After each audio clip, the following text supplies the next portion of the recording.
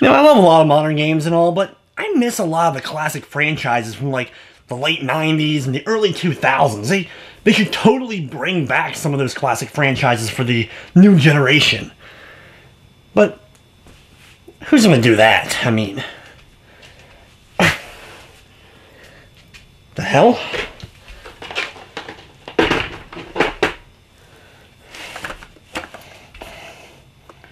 Tony Hawk Pro Skater 5? Man, now this takes me back.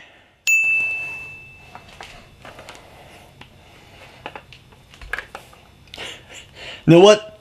Let's kick it. Old school skateboarding style. Let's bring back the early 2000s in pure style.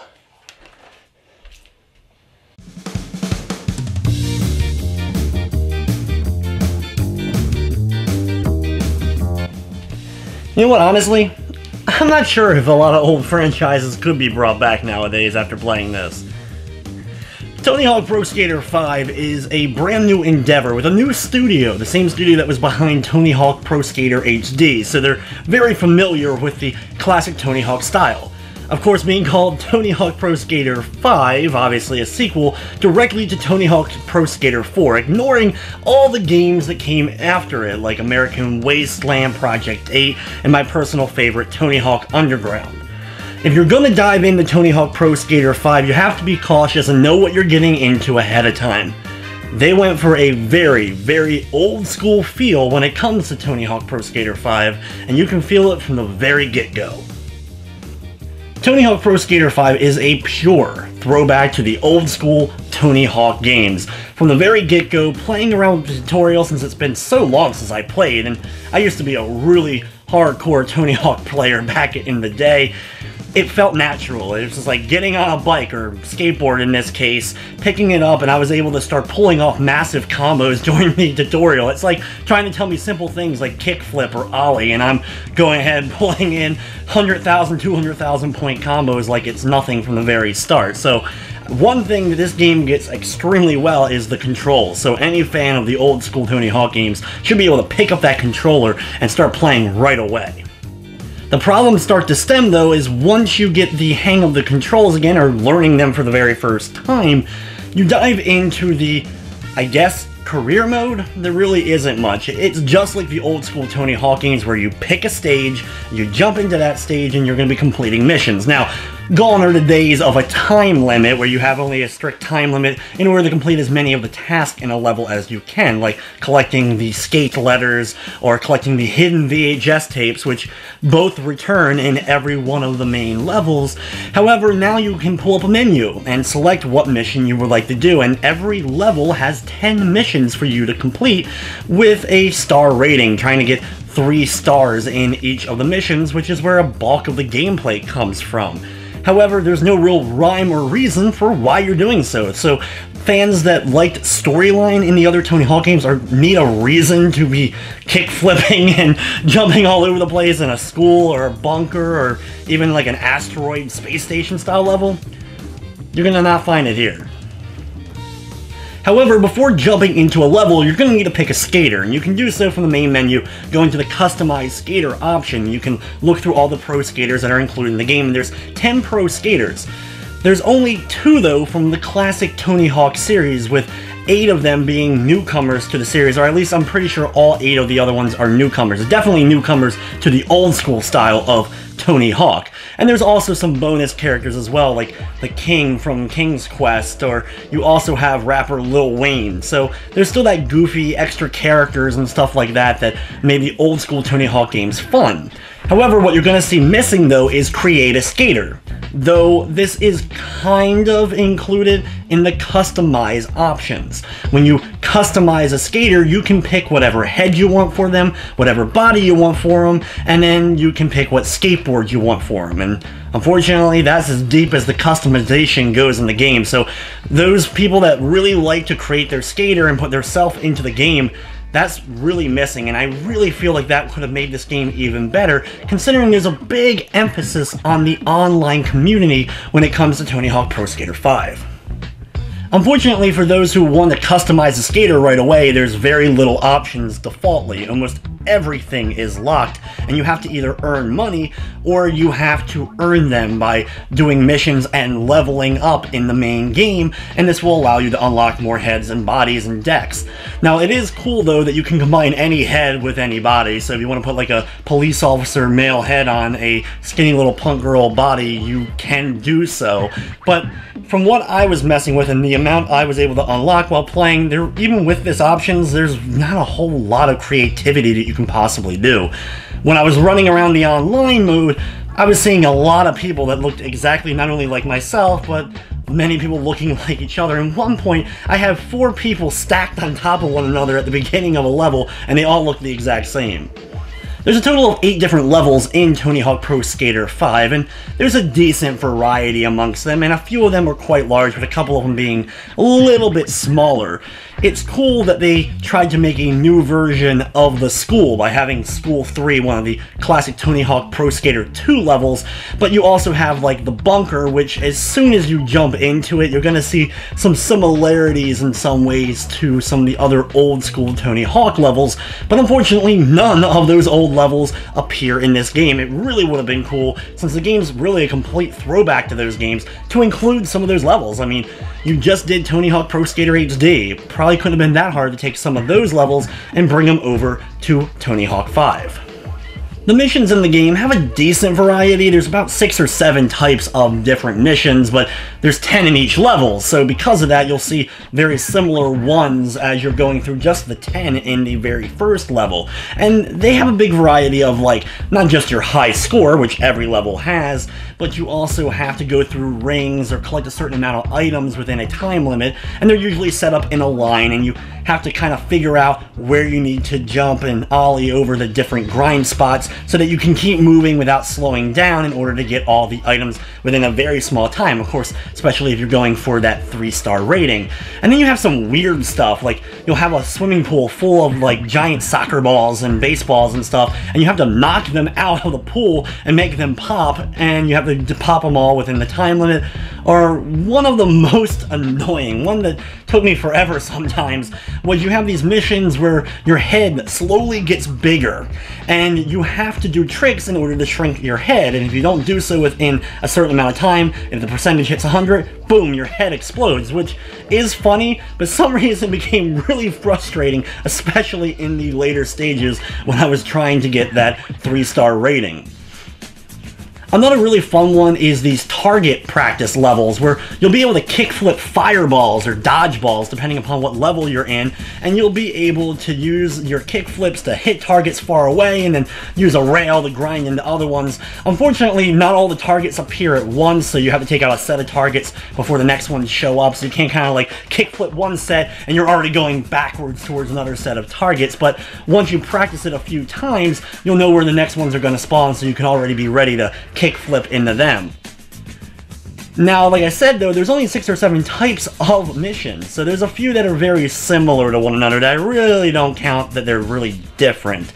For example, you'll have to get a certain amount of points, but you're in a restricted area, so it's pretty much just another high score. And then you have ones where you have to get a certain amount of points, but only your manuals count, or only your grinds count. These can be fun though, because you'll basically, for the manual ones, have a set path with cones, and you can't go out of the cones, so you have to kind of like weave your way in and out of the cones or around different things. So these can be kind of fun, but they're still just a variation of high score in the end. Once you start doing a few levels though, and you start seeing these repeated missions, it can kind of start getting monotonous. This game is one of those ones that benefits from playing it in short bursts. Play a level, master a level, then take a break and come back and then work on the next level. Playing level after level after level like I did starts to get a bit grind heavy and boring once you get later on. Now, with the old school Tony Hawk games, they all had the same objectives in each level no matter what you ended up doing, so this is another kind of pull from those old school games, though I'm going to say that many new school gamers or modern gamers are going to think the game ends up getting boring with these. Of course, there's also co-op and multiplayer. The game kind of lives in these always online skate parks. Now, you can set up a private match and just play by yourself, but what I ended up seeing happening was once I backed out of a mission and went back to free skate mode, I ended up in somebody else's skate park. So no matter what, I was always pretty much online, which for some people will get a bit annoying. The only annoyance I really had is you're kind of free skating, just kind of moving around, and in this free skate mode is where you're able to collect stuff like the skate letters, combo letters, the hidden VHS tapes, and now hidden DVDs as well. And while you're doing that, you're going to be constantly seeing such and such player just went offline, such and such player joined the game, and you just see these constant pop-up messages, and it would have been really cool just to be able to turn off those messages. I don't care if some random person joined my game or not, I just don't need to see it either. Now with the multiplayer, you can do co-op main missions. Not every mission can be done co-op, some of them have to be single player only, which don't make sense which ones end up being like that. But also there is multiplayer modes, there's a variety of games. And these work well, and you're able to kind of drop in and drop out of them very quickly. So as long as the friend of yours is in the game with you, you'll have no problem being able to set up a multiplayer match. However, there's one glaring game that is missing from this that I really wish they would have included, and that was Horse. I don't know how many people remember the old school Horse from the Tony Hawk games, but it was always fun to play with a buddy, and basically you have any word you want, and I do a trick and you have to match the trick, and if you can't, you end up getting a letter, and whoever ends up with the full word spelled ends up losing. That mode was always my favorite, and the one I played with my friends over and over for just hours on end, of course, using very crude words back in the day, but hey, we were teenagers. Horse aside, there's still a variety of multiplayer stuff, so I'm not going to hate the game all that much for that, but there is one thing that really irks me when it comes to Tony Hawk 5. This game's a throwback. I mean, this game is a pure throwback. It's like Underground and every game after that didn't even exist. We're going back to the early 2000s, right? Where's the same system multiplayer? This game would have been amazing with some same system multiplayer to me. This may be minor to a lot of people, and I totally understand that modern gamers aren't playing on the couch anymore with their friends. I get it. But us old school gamers, especially ones that love the old Tony Hawk games, I spent Fridays and Saturday nights all the time in high school playing some Tony Hawk, and it would have been cool to get the friends back together from the old days and play some Tony Hawk, since the controls are so easy to pick up and play for anyone who played the old games. Even if your friends aren't gamers anymore, I think they would have been able to still enjoy Tony Hawk. So that's one thing that is lacking that I really wish they would have included. Now, I know a lot of old school Tony Hawk fans as well are wondering about Create a Park. Is that back? And it is. I have to admit, though, I'm not the biggest fan of Create a Park anyway. I don't usually like creating my own skate parks, but I loved playing some of my friends. They would go ahead and create the parks and then bring them over on a memory card. Remember memory cards? And we'd be able to sit down and play whatever the crazy contraption they ended up coming out with, usually involving some massive ramps and some ridiculous jumps, but it was always a lot of fun. So I'm glad they brought this back.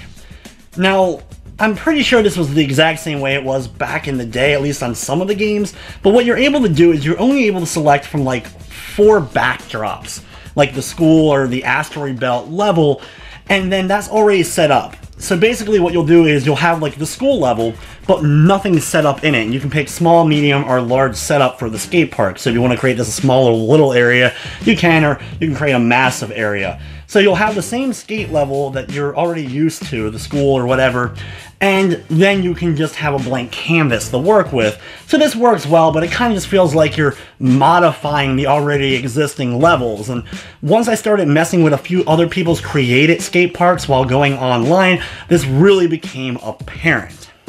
Now, with the Create a Park, though, there is a bunch of options. You can create all kinds of different ramps, all kinds of different rails, put all kinds of weird other objects around, like you can flood the entire area with different varieties of like basketballs and stuff like that and have them all bouncing around when you're trying to do other things. So there's a good variety, and you can put almost everything I think in the main game you can kind of include here in the Create a Park. So that's really cool.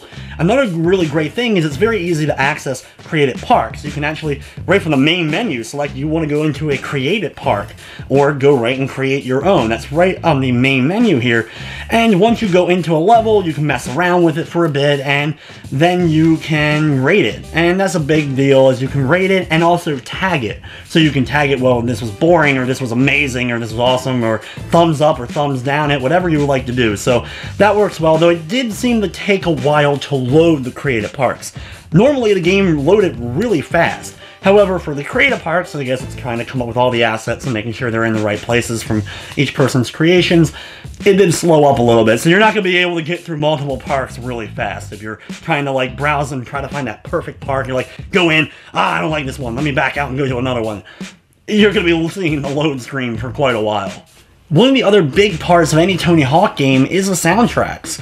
A lot of times with the old Tony Hawk games, I would listen to the music in the game and then end up checking out the bands, even going and buying their CDs, and I got that same feel here. It was like a lot of music I was listening to, I was like, I want to check out that artist, I want to hear more from them. There's a lot of good bands on here like Doomtree, Hungry Hands, Icon for Hire, but of course it'll never match the old school soundtracks, and there's no old songs on here from those old games. Like, you're not going to hear Primus on here, or Suicidal Tendencies, or even of course the all-time classic from the original Tony Hawk, Superman by Goldfinger.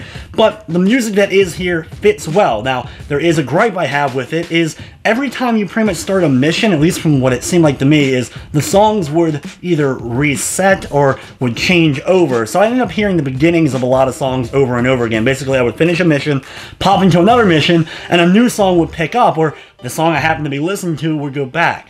Another downside is you can't skip tracks, it seems like. I'm not sure, no way I could figure out how to do it. As well as it doesn't seem like there's a playlist, so you can turn off songs, and there's no custom playlist either. Now, that may be something that's a problem with the modern systems. I know PS4 really hasn't integrated that into the system yet. Hopefully they will, but that would have been cool to see included in this game. But overall, the soundtrack fits, and there's some good stuff. I'm definitely going to be checking out some of the bands. From a technical standpoint, the game's just okay. I feel like graphically it could have been a bit better. When I started to think about it though, there's these big skate parks, and while they're not humongous, I feel like we've seen bigger in other games. I had to look at it from the pretty much always online perspective of having 20 people in a skate park at one time, everyone trying to do different tricks and stuff like that. So I could understand why the graphics had to take a little bit of a back seat, but overall they still definitely could have been better. One thing I did experience a lot seemed to be texture pop-in. Basically, you have like the model appears, but then all of a sudden details to the face and clothing and stuff would just, boom, come on a few seconds later, so things would look initially really bad. When I started looking at a little bit of reviews, initial reviews for the game, I saw a lot of people complaining about graphical glitches and other problems with the game crashing all the time, so I was preparing for the worst. And I have to say that I didn't experience it. The game never locked up on me, the game never crashed on me during my experience, and I spent about 13 to 14 hours overall with Tony Hawk 5 so far, so I figure within that time frame some stuff would have happened. Now, I did have some frame rate issues.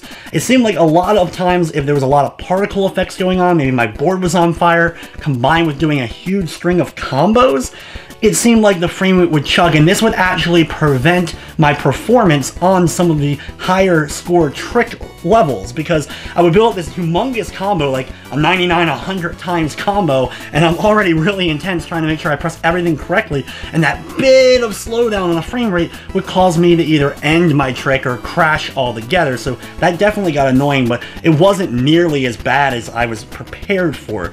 I did have a little bit of ragdoll physics issues as well. My character kind of shot off a couple of times or ended up getting contorted.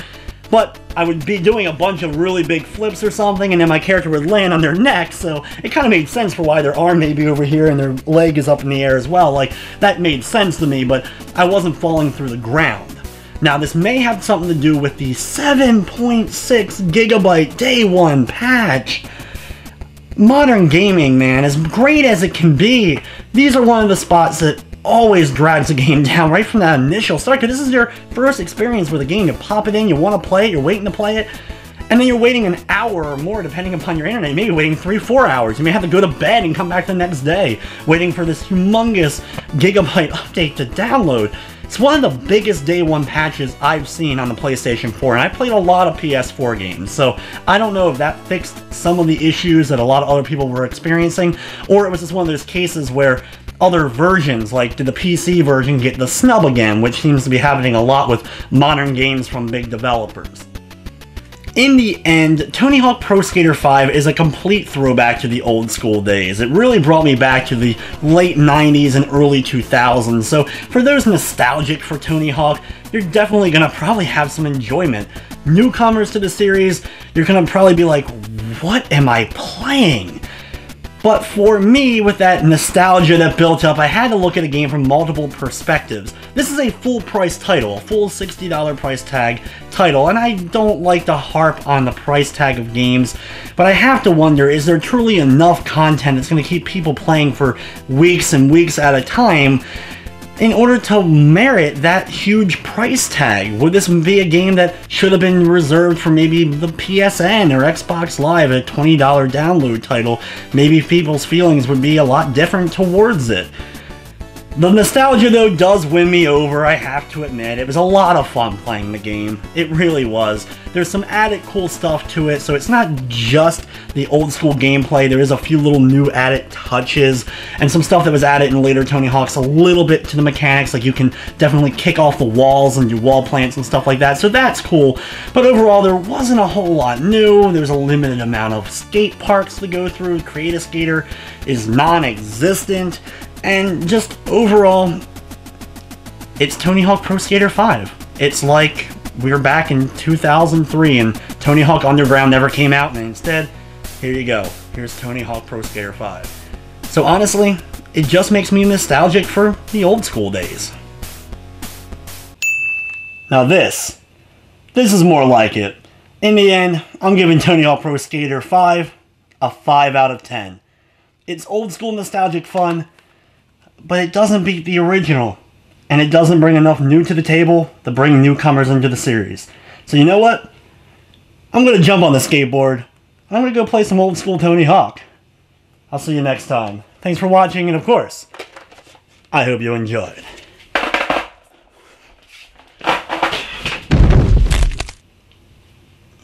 That wasn't a good idea.